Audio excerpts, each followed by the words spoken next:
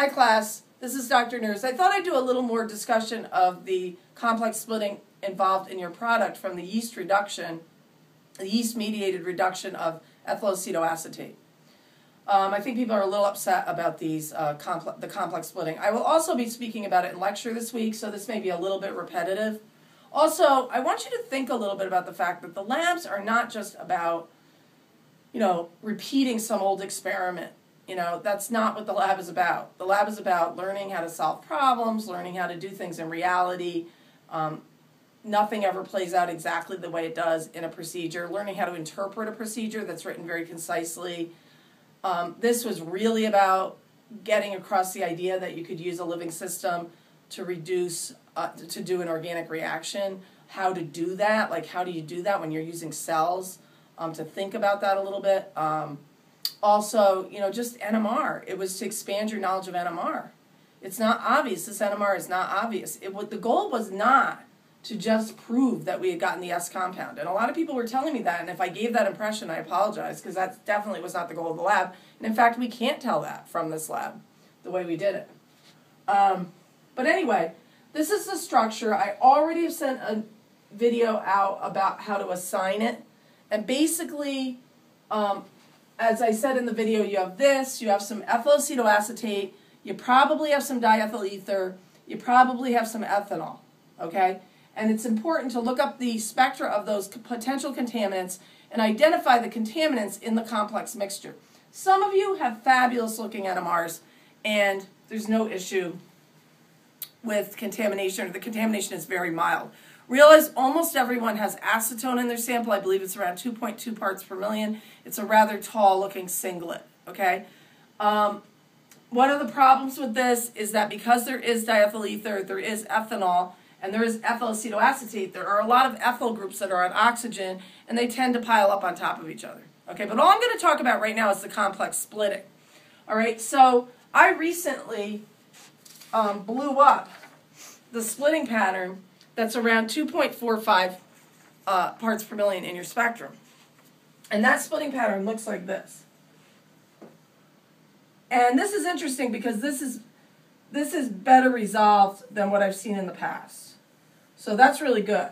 I'm really happy that it's better resolved than what I talked about before, where I said it was overlapping. It's overlapping a little bit, okay, in the middle. That's part of it. All right, so this is around 2.45. All right. Now, the way you do this, if you're going to talk about complex splitting or draw the trees associated with complex splitting, is you have to find out where you do have complex splitting, or you expect to, in the molecule. One place is right here.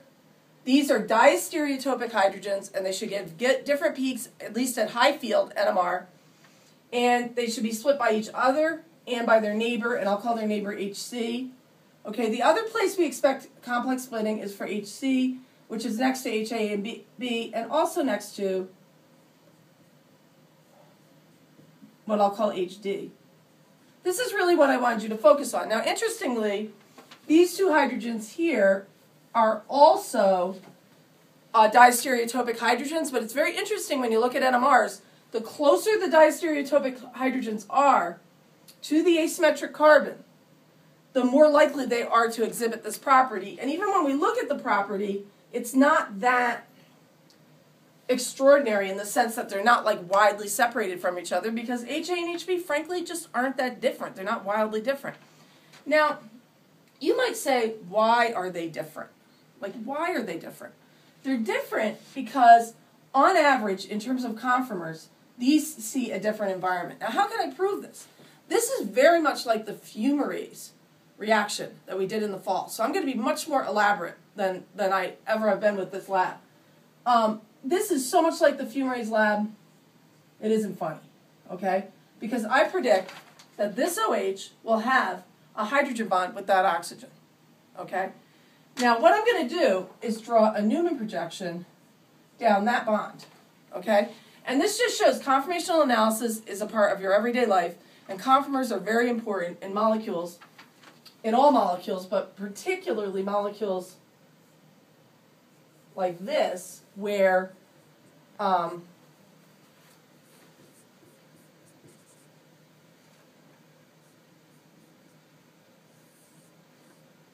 there's the potential for hydrogen bonding. It's very, very interesting because the conformers are really quite locked in. So I'm looking down this bond, and what I see on my right is HC. What I see on my left is the OH, which is hydrogen bonding with the carbonyl, which is just the right distance away. And I'm drawing a staggered conformation. And then I've labeled these HA, okay, and HB. This is what I predict to be the preferred, and this would be the rest of the molecule here. This is what I predict to be the preferred conformation at that location. Okay, so what does that mean? That means that this is pretty locked in, and I'll bet you 90 to 99% of the molecules are sitting like that.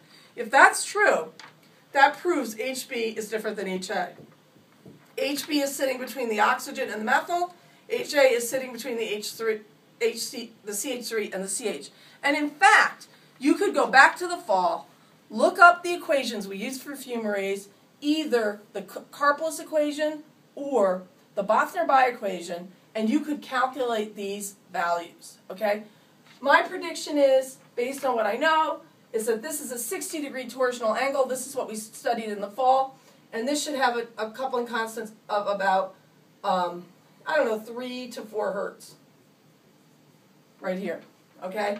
However, this HC should be coupling with HB, and that coupling constant would be more on the order of 10 hertz. All right? I want you to think about that. All right? Now, on the other hand, you might be disturbed by the HDs that I just automatically say they're all the same. These are homotopic, and you can use the test group, but you could also just look at the conformer.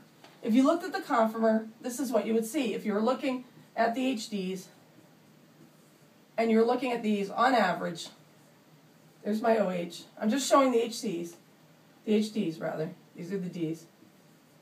And there's the rest of the molecule, okay?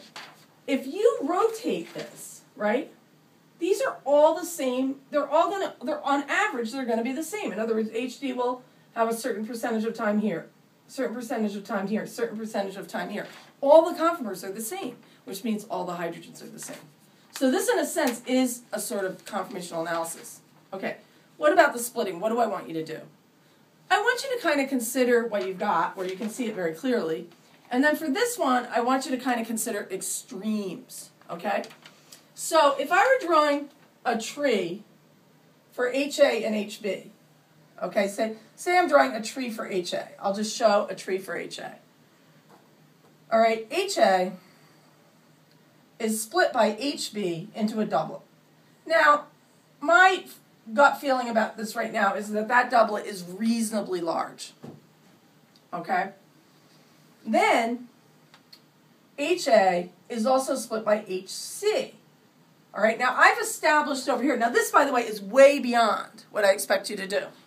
But this HA is split by this HC, probably about 3 to 4 hertz, based on the Karplus equation or the Bothner-Bai equation.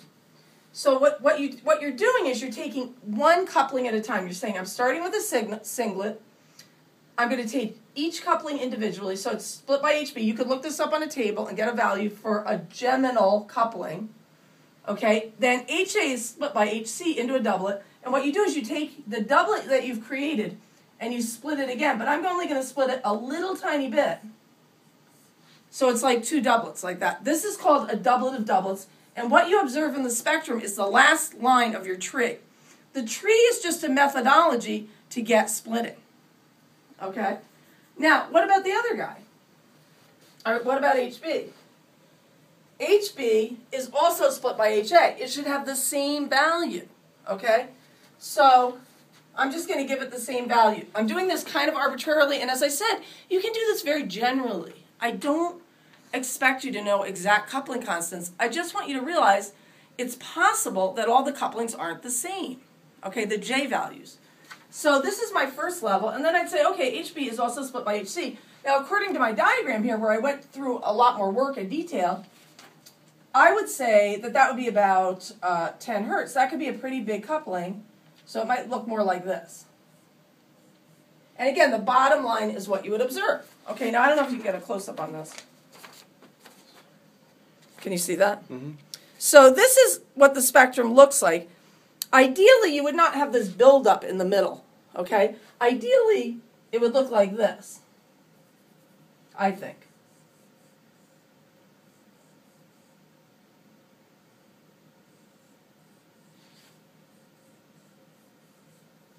And what I think I'm seeing there, I think I'm seeing this doublet of doublets here, and I think I'm seeing this doublet of doublets here. Okay? That's what I think I'm seeing. Why is it building up in the middle? On my first video, I said it was because of overlap, and at the time, I didn't have a very good, well-resolved spectrum, and it actually looked like that. But the truth is, I think it has more to do with the fact that the peaks are very close together in parts per million, and they're actually coalescing. And when coalescence occurs, the middle will be more built up than the outside. It's something called slanting. We could spend our whole lives on NMR, okay? As far as the other, this HC goes, it says in your, it says in the report, when you're writing up the report, to draw like a tree diagram. So I just showed you how to draw a tree diagram for these. Realize for HC, it could be very complicated. In other words, the HC could be split by HA into a doublet, by HB into a doublet, and by HD into quartet. Okay, so it could look something like this. And you can do it in any order, by the way. So supposing my HC is split into some kind of big quartet, like I'll make it a huge, ridiculous quartet. It's ridiculous. It's not like this. Okay, this is definitely not what you're observing. Okay. Then you'd have to say, okay, that takes care of these three homotopic hydrogens. Then you'd say, well, it would be split again into a doublet. And we said one of these is smaller than the other one, so I'm going to do the bigger doublet first. Big doublet. And then we'd say, oh yeah, then these could be split again into little doublets.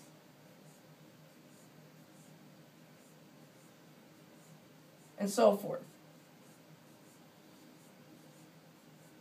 This is just very theoretical, okay? This is just in theory. You're just saying to yourself, in principle, because if these J values over here are different than these J values, I could get 16 lines, or what's called a quartet of doublets, or a doublet of quartets. That's the extreme. That would be if the J values were like vastly different, kind of like the ones I showed you in class last time, okay? But on the other hand, the J's could all be equal. They're not, but they could all be equal.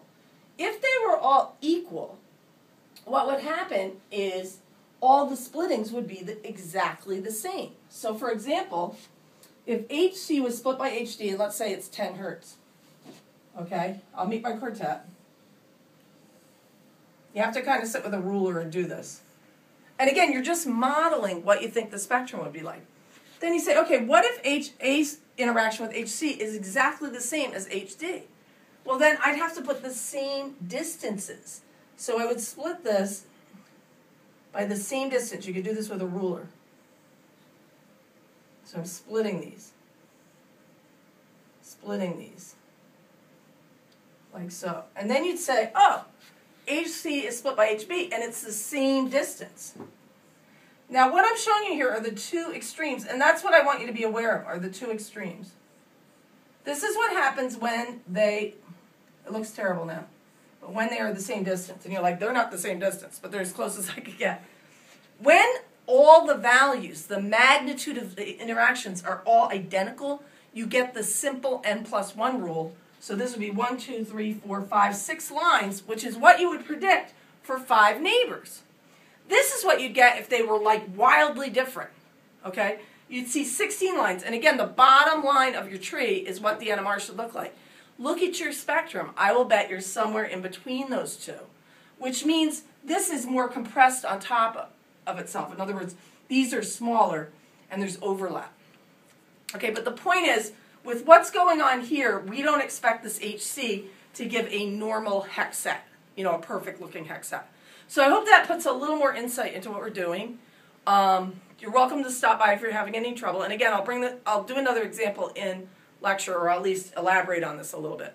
Another thing you should think about, and you can prove this, right? Because one of the questions is, will the R NMR look exactly the same as the S NMR?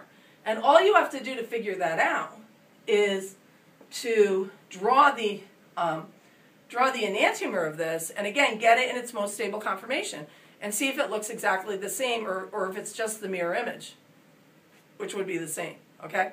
All right, so make sure you rotate it, though, into the most stable conformation. Okay, I'll see you in class.